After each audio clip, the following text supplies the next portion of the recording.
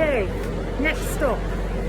Just been through Soho, which is kind of, so I'm just like on the west side of Soho now, just south of Oxford Street. Look at the state of me. Very windy here. Just south of Oxford Street. So all the theatres shut, obviously. So I'm just coming past the London Palladium, which is having lots of works, hence it's loud. So as I go through out of Soho, pretty much, we come to our next stop, and most people probably know this one, pretty famous. It's Carnaby Street. Carnaby Street, obviously famous in the 60s and very much to do with pop culture, and the shops are very, well, they used to be very much to do with pop culture, and there used to be lots of independent designers. Obviously today there's nothing open at all, so I'm just at the top end of Carnaby Street now, where it connects to Oxford Street, pretty much. And the only people here are people working, construction, cleaning, and maybe the people working in the cafes. So again, this has lots and lots of memories for me. Down in Carnaby Street. I used to work down here. I used to work at Try Yoga Soho. It's a beautiful yoga centre, sort of up in the eaves, in a beautiful sort of courtyard, which I'm not sure is open, but as you can see, all the shops behind me, Muji, all the independent designers. Incredible shoe shops down here, and I've just never seen it like this in my life. It's such a shame. Yeah, that's our next stop, and what I'll do is I'll just take you to the courtyard and let you see what it's like, because Londoners love coffee, Londoners love beer, and there's pretty much a pub on every single corner. London actually used to be known for the names of the pubs. That's how people found their way around, and there was such a concentration of pubs there. Not so many now, but people still give directions from one pub to another. It's just what we do. Drinking here in London is part of the culture, and I think it's a problem. It's a problem in Europe too, but Londoners, that's what they do. You will find people in the pubs at 7 in the morning. It's very normal for Londoners to go for a pint at lunchtime and then go back to work. You'll see the pubs are absolutely packed in London from about 3 or 4 p.m. onwards. So we're coming into Kingly Court.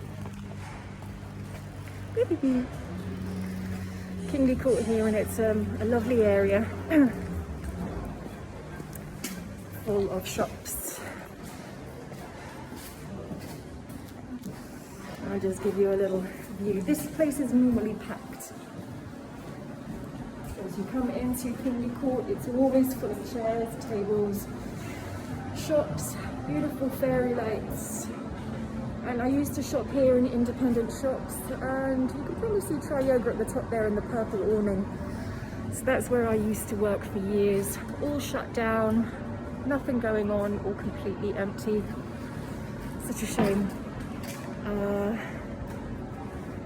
I've just made the fatal error of buying the hugest cinnamon bun in Gale's Bakery in Soho, and I just scoffed it. It just went straight in. I kind of inhaled it and it's gone. So again, beautiful Kingly Court, Carnaby Street. Not the same at all. It doesn't, London is strange. It doesn't have the same interest, because theatre is so much part of our culture, pubs are so much part of our culture, collective gathering is so much part of our culture. I think it is everywhere. But London survives on pubs, London survives on theatres, London survives on restaurants. That's just what it is. And with the theatres being closed, with that cinemas being closed, central London has nothing to do. It has nothing to show, because it's a small place and it thrives on community and being together. It thrives on the pubs. Right? People drink before the theatre, they drink after the theatre, depending on how long the show is. People have a pre-theatre meal, they'll jump out halfway through and have a pint. And then people will eat afterwards as well. So London is also, especially around here, full of late night clubs, like drinking bars. Soho House, Sheiky's, all the dens where all the theatre people go, all the actors go after the show, the Ivy, Blacks, all these different places, again, all shut down. And of course they are, because they're not needed, because there is no one in the centre of town, there's no performers here. It's kind of unprecedented. And for me, this is my hometown, and it breaks my heart to see it like this, and I wonder how we get this back. What's the starting point? Once you start to open theatres, will people then start to frequent the bars, the restaurants, the pubs, the centre of town? Will it slowly drag people back? At the moment, we've got cafes open, but that's not dragging anyone back. We've got a great pub called the Shakespeare behind me. Very famous pub, but mostly just tourists during the week.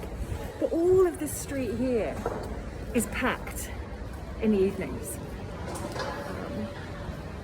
Okay, next stop, I will show you Oxford Street, and maybe one of the most famous streets that people know about, shopping streets anyway, in London. Just behind me here is Selfridges, all boarded up, right? Fantastic beauty counter. Next stop, I'll be back.